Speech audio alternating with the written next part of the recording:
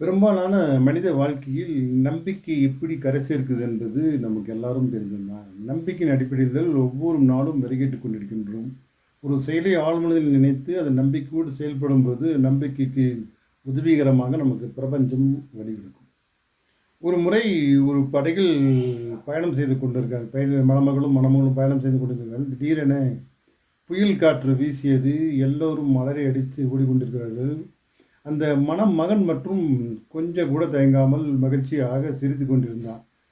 எல்லோருக்கும் அதிசயம். சற்று நேரம் கழிந்து அந்த புயல் ஓய்ந்தது. எல்லாரும் அமைதியாக கரைக்கு வந்தார். உடனே அந்த மணமகள் கேட்டார், உனக்கு பயம் இல்லையா? கொஞ்சம் கூட பயம் இல்லையா?" என்றார். உடனே அவர் அவர் கையில் இருந்த ஒரு துப்பாக்கி எடுத்து அந்த மணமகள் கையில் சுட ஆரம்பித்தார். அவரும் கண் கலங்காமல் எதிர்கொண்டே இருந்தார். "உனக்கு பயம் இல்லையான்னு?" கேட்டார். என்னை சுட நினைப்பவர் என்னுடைய அன்பு கணவர். என் மேல் பாசம் வைத்திருக்கும் அன்பு கணவர். அதனால் எனக்கு பயம் இல்லை. அதனால தான் நான் கலகலப்பாக இருக்கிறேன்னு சொன்னார். அதே போல தான் படகு கடலில் தத்தளிக்கும்போது என்னை காப்பாற்றக்கூடிய அன்பு பிரபஞ்சம் கடவுள் இருக்கிறார்னால எனக்கு பயம் இல்லை.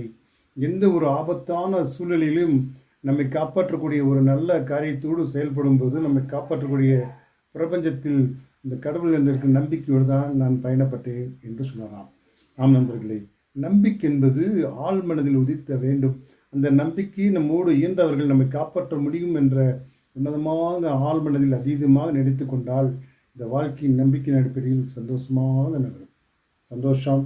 வாழ்க வளமுடன்.